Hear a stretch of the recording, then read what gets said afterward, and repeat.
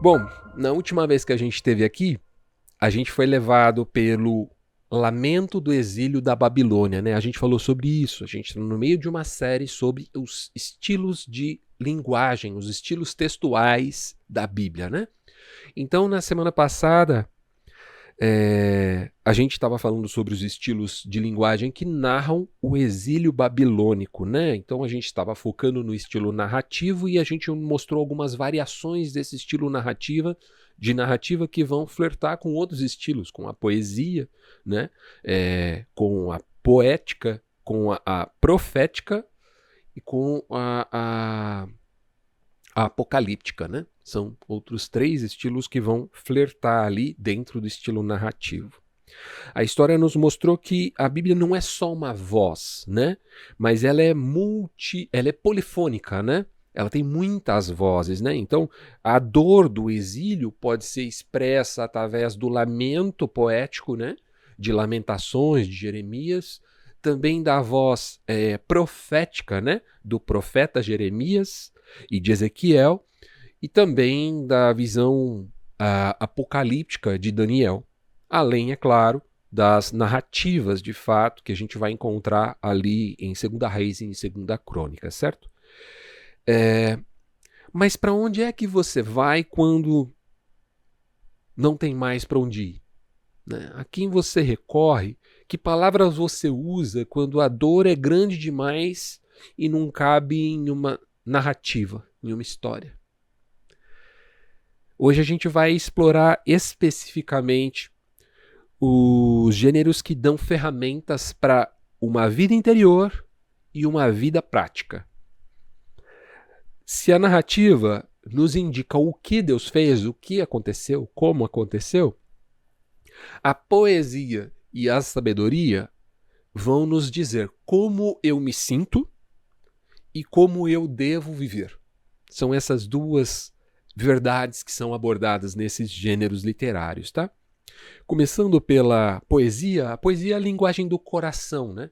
Ela expressa o sentimento, aquilo que está interno, aquilo que não poderia ser relatado simplesmente apresentando os fatos. A poesia bíblica, por sinal, ela, diferente da nossa poesia brasileira, ela não é baseada em rima. A rima que eles fazem é outro tipo, não é uma rima do som, é uma rima da ideia, que a gente chama de paralelismo. É uma repetição de ideias. Então, ideias similares vão sendo repetidas e aquilo, para o poeta judeu, é conhecido como rima. Por exemplo, o Salmo 23, né? O Salmo 23 tem um tema, né? E ele aborda a relação dele com Deus como a de uma ovelha com o seu pastor, né? Então não significa que vai ter rima no som, mas rima no conceito. O Senhor é o meu pastor e eu não sinto falta de mais nada. Ele me faz repousar em pastos verdejantes e me guia para águas tranquilas. Refrigera a minha alma. Né? Então ele está trazendo conceitos que rimam, não necessariamente sons que rimam, como a gente faz na língua portuguesa. São imagens vívidas, né? O seu propósito é envolver emoções, é nos transportar para um outro lugar e dar vocabulário para algo que só existe no campo da emoção, que não tem uma palavra que expresse de fato. Então ele traz imagens muito vívidas para representar um sentimento interior. E aí ele valida a expressão de sentimentos diante de Deus. Esse é o propósito das poesias na Bíblia.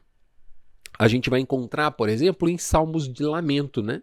Há diversos salmos de lamento. A gente mencionou aqui na semana passada, mas há outros, né? Salmo 22 ou no Salmo 42, né? O salmista expressa desespero, incerteza.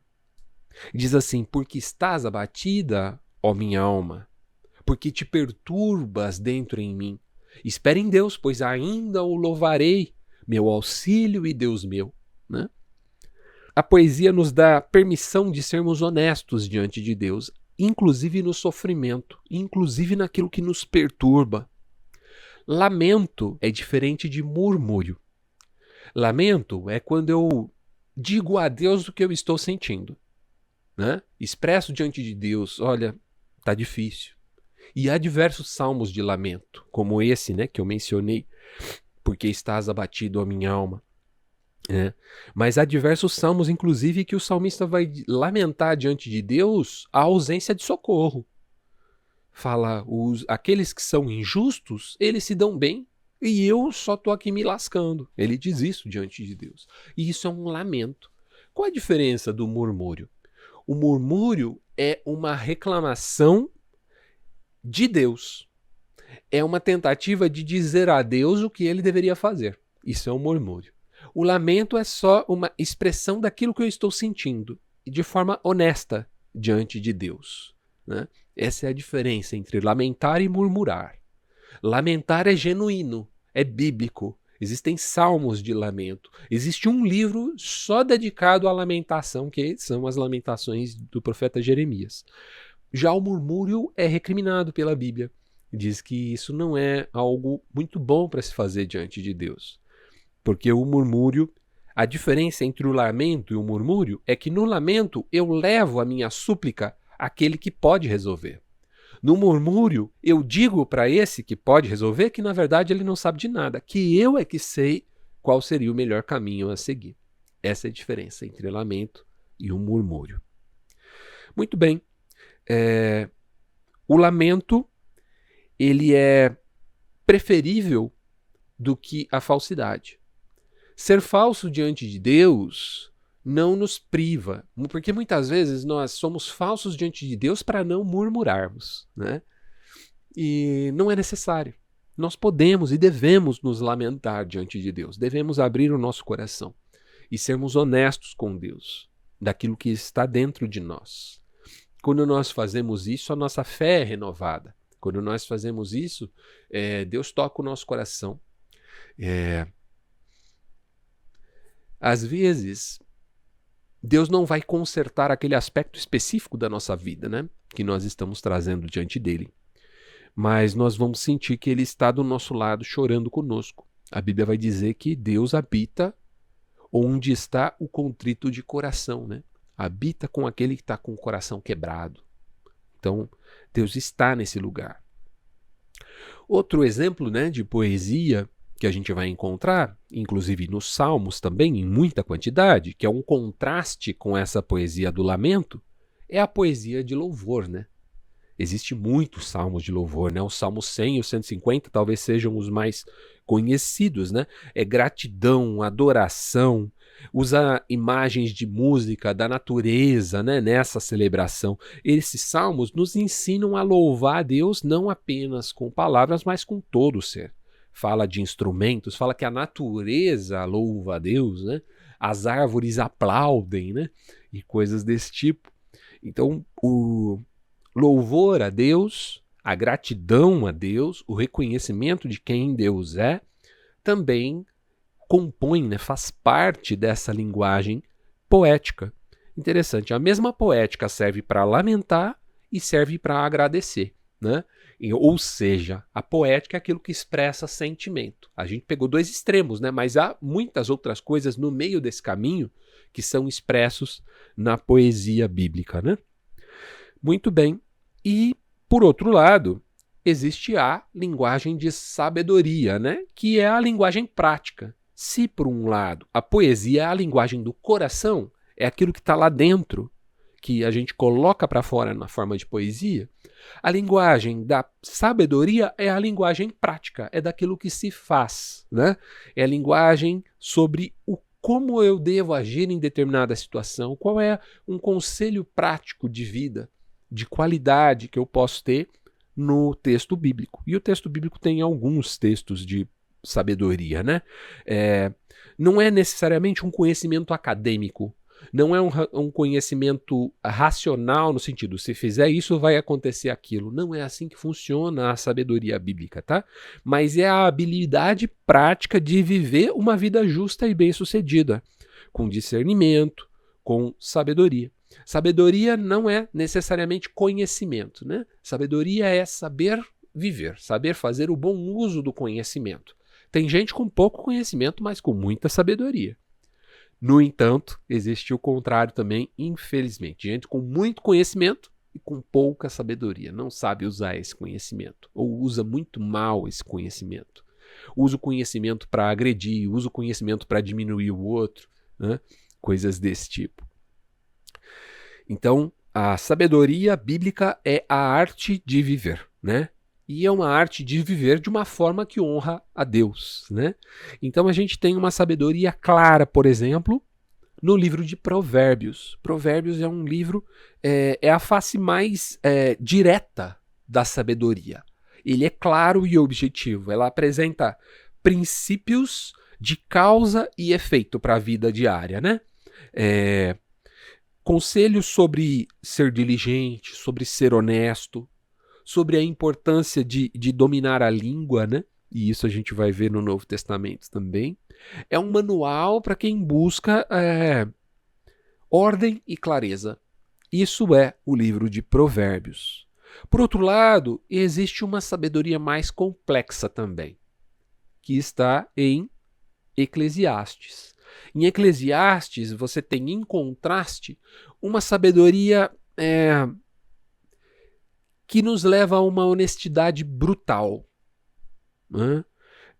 Sobre a complexidade e a aparente futilidade da vida, que o pregador, né, vai chamar de a vida debaixo do sol. Né? Tem muita música do Resgate, né, baseada em Eclesiastes, né, por causa dessa honestidade brutal de Eclesiastes. Eclesiastes é chocante. Né? Se você só lê Eclesiastes e não lê nenhum outro livro da Bíblia, Eclesiastes sequer cogita uma vida depois da morte. Né? Ele é muito seco, ele é muito áspero, é difícil, é indigesto o livro de Eclesiastes. É uma sabedoria dura. Né? Por isso que a gente diz que é uma sabedoria complexa, difícil de se ler. Diferente de Provérbios, que é mais palatável, são como conselhos de alguém mais velho. Né? Já a sabedoria de Eclesiastes são conselhos de alguém amargurado. Né? Então ela é um pouco mais difícil, de fato. Né? Mas Eclesiastes vai ensinar algo muito importante. Eclesiastes vai ensinar que nem todas as perguntas têm respostas e que nem tudo faz sentido.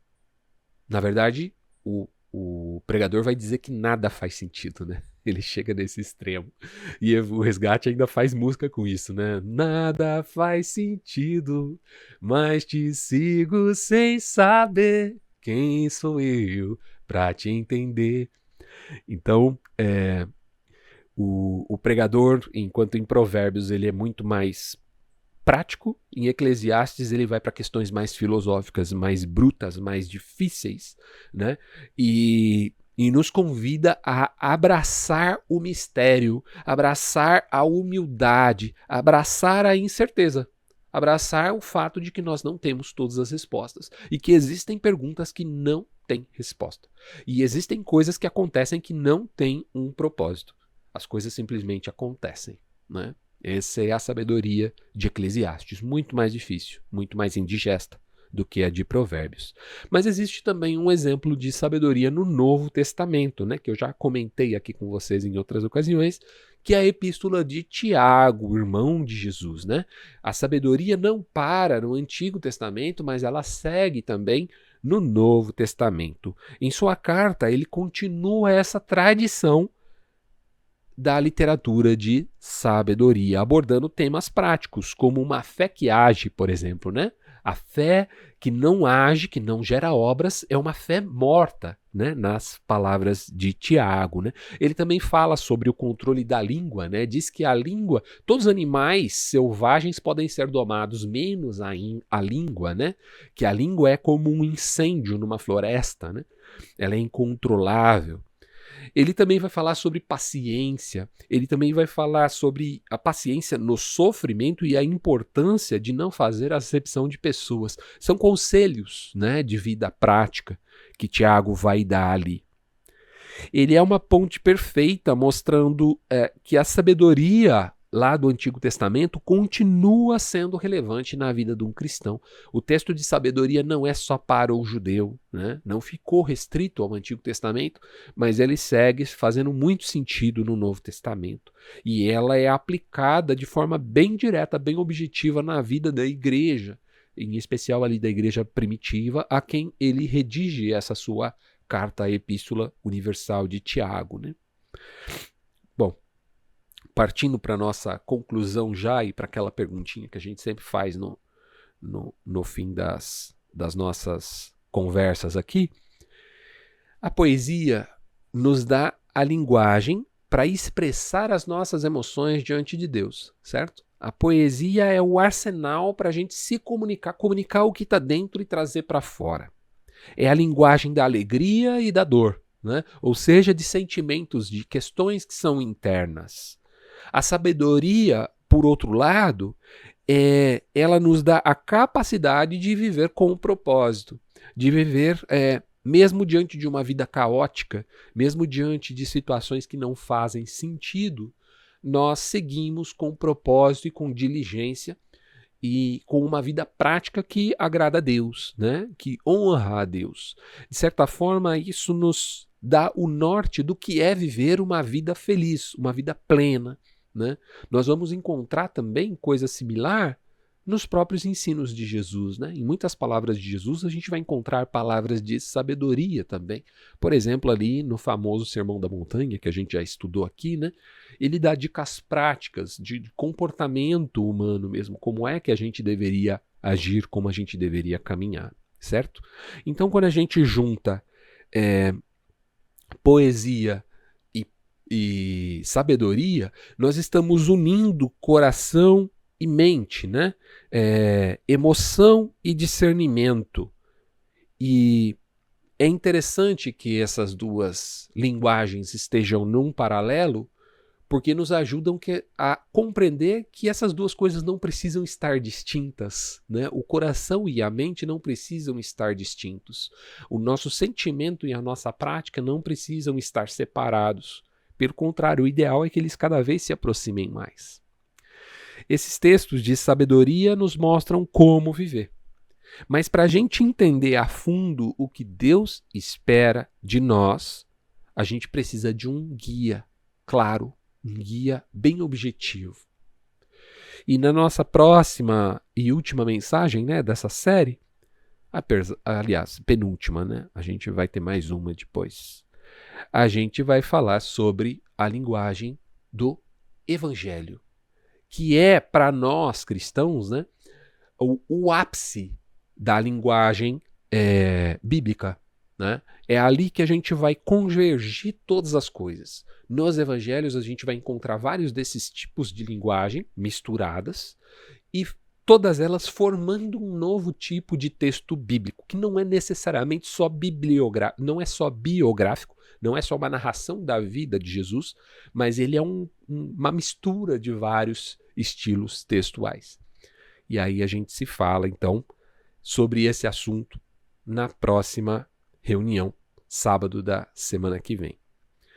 Como de costume, eu queria ouvi-los, né, acerca dessa dualidade, né? A gente tem o texto de poesia e a gente tem os textos de sabedoria. Eu queria ouvir de vocês qual dos dois você mais usa no dia a dia. Ambos são textos que a gente consulta, né? A gente não lê, muitas vezes a gente não vai ler os salmos inteiros, né? Do 1 até o 150, né? Mas muitas vezes a gente vai ler fragmentos dos salmos, assim como os provérbios, assim como Eclesiastes, assim como a Epístola de Tiago, né? A gente vai ler fragmentos. Com qual dos dois tipos de texto você tem mais costume de acessar, de ler? Os textos de poesia ou os textos de sabedoria? E aí você pode abrir o seu microfone, se ninguém estiver falando, pode começar a falar. Se alguém já estiver falando, você levanta a mão, aguarda, e aí depois você pode participar. Que bom que você chegou até aqui. é sinal que você assistiu toda a mensagem, e se você assistiu toda a mensagem, é sinal que ela te edificou de alguma forma, te levou a alguma reflexão. E queira ou não, esse é o motivo principal da gente estar aqui, gerar uma fé que é forjada na reflexão, no questionamento, na dúvida. Tanto que você deve ter notado que no final da mensagem sempre tem uma pergunta para o pessoal que está participando ao vivo interagir, compartilhar novos pontos de vista, trazer contraponto, somar a toda a ideia que foi exposta. Se por um acaso você está assistindo aqui e não viu a reunião ao vivo, você também pode interagir aqui nos comentários desse post ou mandando inbox pra gente. Te interessa participar das nossas reuniões? É muito fácil. Essas reuniões acontecem totalmente online, então você pode participar de qualquer lugar do Brasil pelo Google Meet. Para acessar é só entrar em igrejapresente.com/encontro. Salvo raríssimas exceções, as nossas reuniões acontecem todos os sábados às 20 horas. E aqui todo mundo é bem-vindo, principalmente se você não se sente bem-vindo e acolhido nas igrejas tradicionais. A gente só não é tão tolerante assim com pessoas intolerantes, e a gente só não recebe tão bem assim pessoas perfeitas, mas a gente também está aprendendo. Se você quer saber mais sobre a Igreja Presente, dá uma olhada no nosso manifesto, clicando aqui. E se você quer seguir o nosso canal e acompanhar todas as reuniões que são postadas, é só clicar aqui. No mais, seja muito bem-vindo, espero que você se sinta em casa. Um abraço, tchau, tchau. É proibido